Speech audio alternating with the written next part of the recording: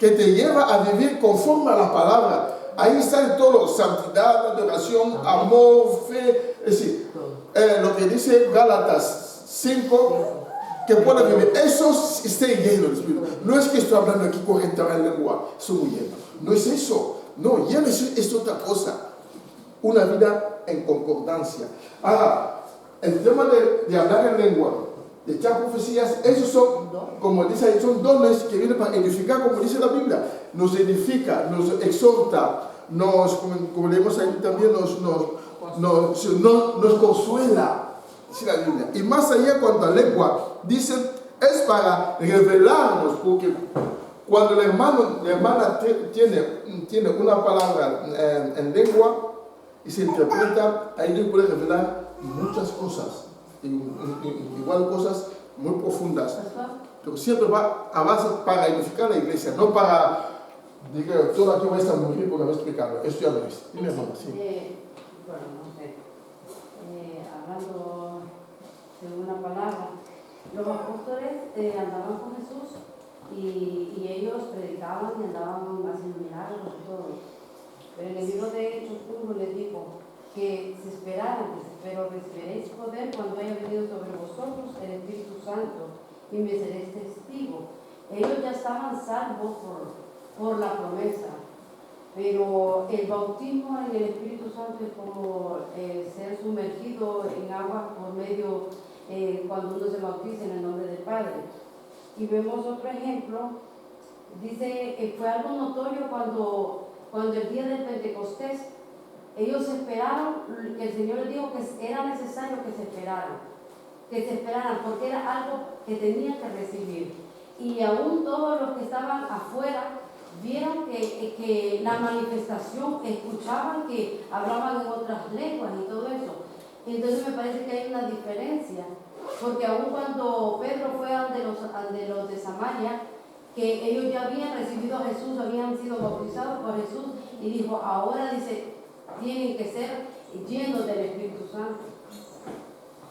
Sí, es que los discípulos y los apóstoles, vamos, eso fue un proceso. Pero ellos ya habían recibido, os acordáis que cuando Jesús, en el tiempo de la ascensión, el Señor sopló sobre ellos. ¿Qué les dijo? Recibí el Espíritu. Sopló sobre ellos. Eso fue antes de Pentecostés. Es decir, el Espíritu Santo ellos ya lo habían recibido. Ahora bien, para ser comisionados, porque digo claramente, quedaos hasta que, no salgáis hasta que recibáis. El poder. Es decir, el Espíritu Santo, ellos lo recibieron, ya fueron sellados, como dice Efesios, creo yo, Efesios o Colosenses, ya fueron sellados.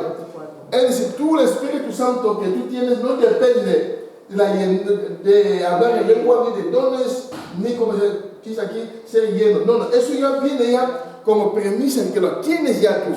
Como mi hijo, recibe el Espíritu Santo. Es decir, tienes al Padre, tienes al Hijo y tienes al Espíritu. Ahora, cada uno trae, de los tres, la Trinidad, vamos, cada uno de ellos trae algunos elementos potenciales en tu vida para que tú puedas desarrollarte.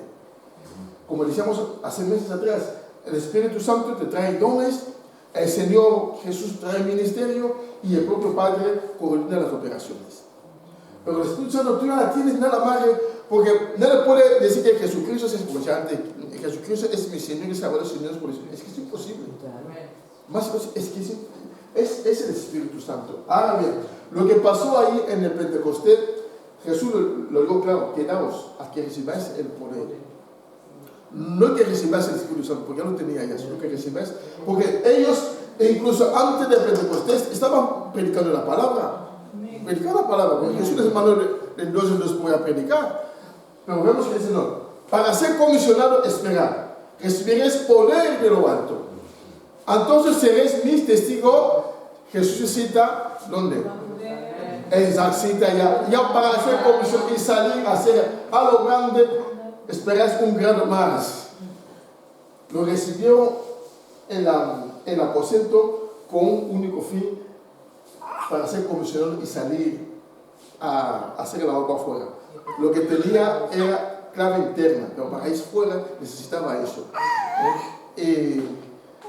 Es que es un estudio muy profundo, eso, hermana. Hoy no lo vamos a... Porque ¿cómo un cristiano va a desarrollar los dones con quien fue sellado con el Espíritu Santo? Es que los dones, es que ahí está también la culpa de las iglesias, probablemente de los pastores, que no sabemos fomentar esas cosas, por miedo a que la gente diga una cosa y otra. Y yo dije hace semanas atrás, ejemplo, si yo sé que tú tienes don de sanidades, que alguna vez por tu cuenta has orado por gente y se han sanado, dice pastor, yo creo que tengo don de sanidad. Vale, mi papel como pastor es intentar fomentar eso a ver si es cierto. Y si viene para mí y dice, pastor, que me duele, tengo aquí la cabeza que no puedo, ora por mí, hermana, ora por mí. Yo tengo que fomentar eso. Tú oras por ella, de repente hermana sana. Ya vale, voy a hacer otra prueba. Viene el hermano y dice, mira, tengo aquí la pierna que no puedo más con la ciática. Vale, pasa. Hermana, ven, ora por ella. Ora por ella sana. 2, 3, 4 días así. Confirmo que tiene ese don. Entonces, es la iglesia, son los pastores lo que tenemos que hacer. Eso, o sea que por miedo y por lo que sea, no se hace. Hemos de fomentar eso. Igual que hablar en lengua. Si yo sé que uno empieza a hablar en lengua ahí, de repente levanta a María Fernanda y interpreta, y se ve que el mensaje va en concordancia con la palabra, siempre con la palabra, edifica, exhorta, revela, y todo eso. Digo, es Señor hablar. Yo no tengo que decir nada más porque es Señor hablar, porque va en concordancia eso. ¿Me entiendes? Entonces, tratar de fomentar eso para que a veces sea cada vez más y que eso vaya creciendo. Es papel mío, porque son mis dones para la iglesia. Entonces son cosas de los líderes, vamos, que tenemos hermanos. Bueno, lanzo esta pregunta. Entonces, ¿se puede hacer mal uso de los dones espirituales? Porque, por ejemplo, uno que tiene el don de sanidad puede cobrar por ello, por ejemplo. Vamos a suponer, o por ejemplo, ahí en Corinto, que hablaban tanto en lenguas y demás, que en un momento dado Pablo tiene que decir, posiblemente yo hablo más que todos vosotros, pero cuando hay esa competencia, y esto lo hemos vivido entre este grupo de hermanas que hablaban en lenguas y una se decía, yo hablo más que tú, en lenguas, yo estoy tal, no sé qué. A ver, eso me parece carnal, es que me parece que es lo que pasaba en Corinto. Eso se convierte, un don al final se convierte en carnal cuando nos hace buen uso. Es que el Señor lo dice claramente que de gracia recibiste. Gracias. Eso no sube todo, es que no hay que cobrar por nada. Tenemos que recordar que cuando el Señor les dio el don de hablar en lenguas el día de Pentecostés es porque estaban de muchos países diferentes. Y todos oían en su propia lengua las maravillas de Dios. Entonces, no es para el que habla, sino para los que escuchan. Entonces, cuando ese don uno lo acapara como gloria propia, es donde se equivoca y donde la el don cosa nunca, mal. quitando el don de lengua, porque el don de lengua puede servir en dos sentidos, para edificar la iglesia y también para uno mismo. Yo he estado a veces, he pasado a veces horas orando con la lengua, pero en mi casa. Y es de edificación. Pero horas y horas en lengua. Es que hay veces que te faltan las palabras y entonces me ayuda a orar. Las lenguas para seguir orando. Ahora ya lo interpreto, pero yo en su momento podía interpretar, me venía a interpretar las lenguas. Pero eso es la iglesia.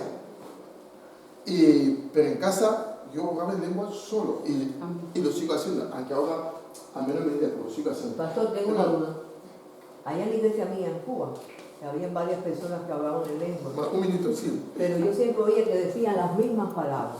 Pero veo que cuando reviso el tema en la Biblia, sé que es un lenguaje, ¿no? Sí. Es un lenguaje que es extraño, pero que es un lenguaje. Quiere decir que tiene que haber una conversación.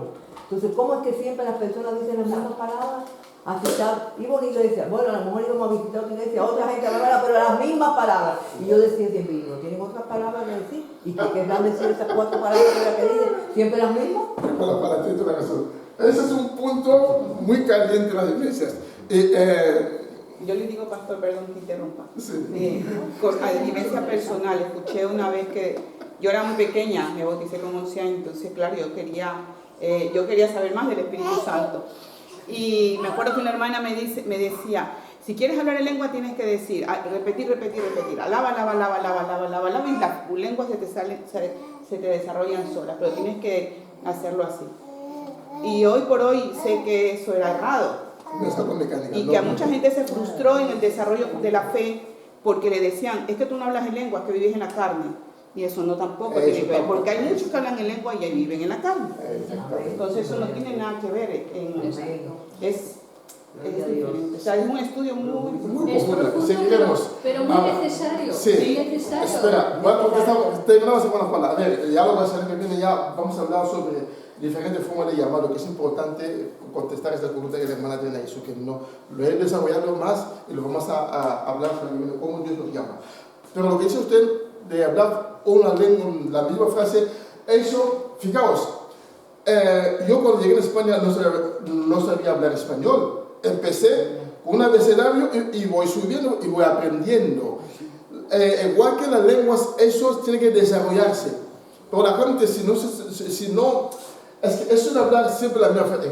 Mi pastor en mi iglesia siempre decía, préselo. Nosotros como no sabemos inglés, mira, aquí se habla de lengua.